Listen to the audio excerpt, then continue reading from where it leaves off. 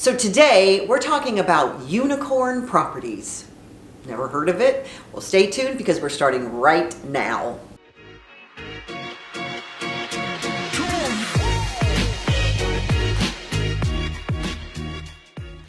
Hi y'all, I'm Debbie Dobbins, real estate entrepreneur here in Wichita Falls, Texas. And on this channel, we talk about all things Wichita Falls, from real estate to lifestyle and everything in between. So if you'd like to know more about Wichita Falls and all of those things, please subscribe to our YouTube channel because we upload videos new every Monday and a lot of times in between. So today we're talking about unicorn properties.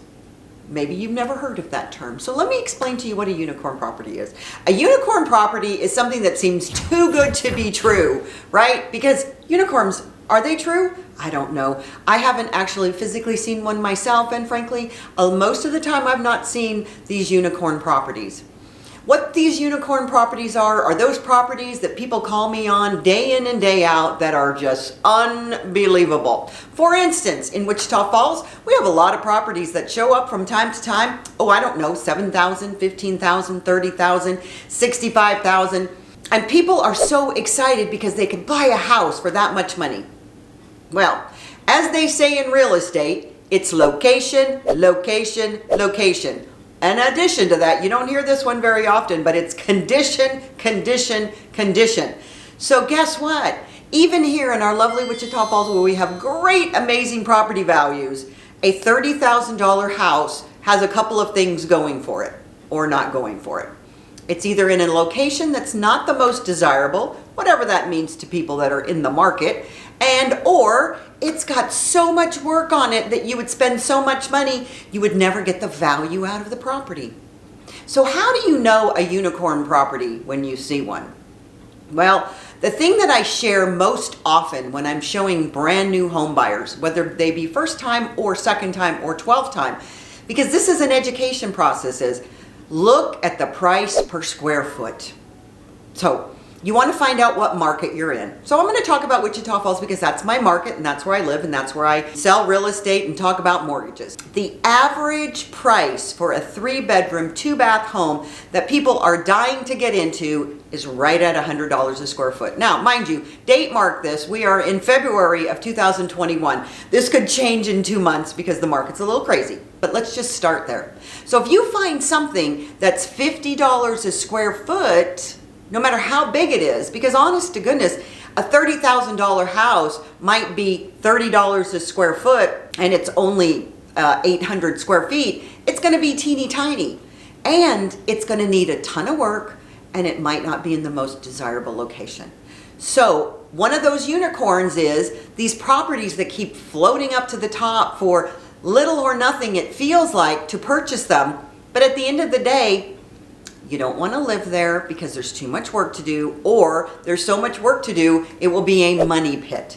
So think about this equation. Most properties here are right at $100 a square foot. So anything under that, if it's in good shape and it's in a good location, and then maybe it even has a shop in the back or a pool, and it's $85 a square foot, wowza, that's a good deal. Well, the sad news is right now we are in the worst real estate crunch of inventory I've ever seen in my entire life, which is a really long time, and everybody else wants that property. So I'll talk in another video about making the best bid or offer on a property so that you can acquire it.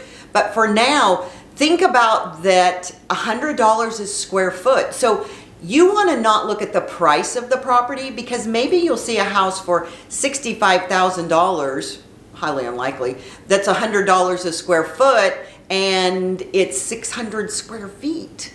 So do you want to live in a 600 square foot house? And all of those people, I'm talking to you people on Zillow and Trulia, look at the price and the square footage is right underneath it. Take that square footage, divide it into that purchase price, and you're going to know the price per square foot.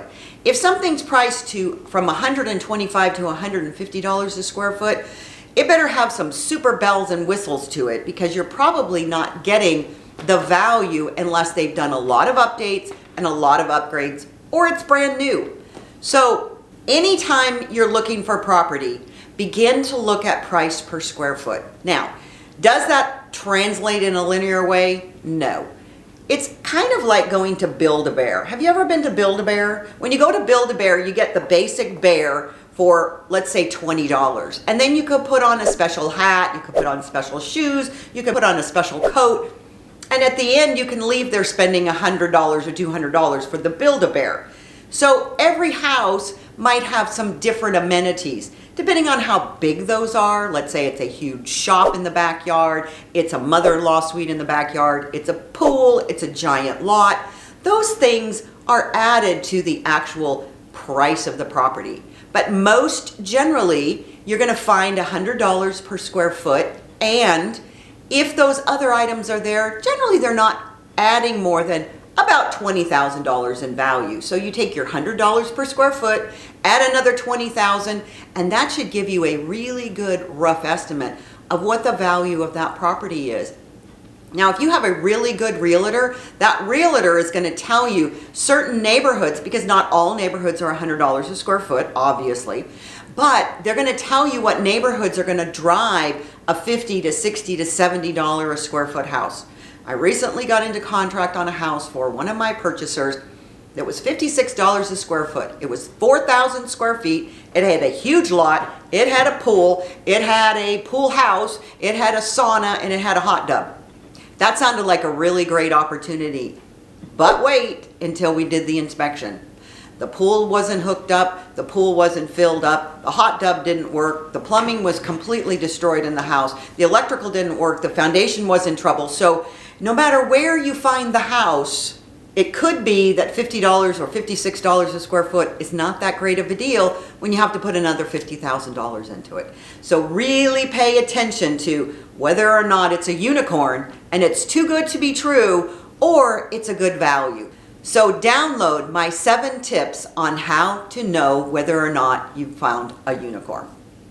All right, everybody, as I always say, y'all come back now, you hear?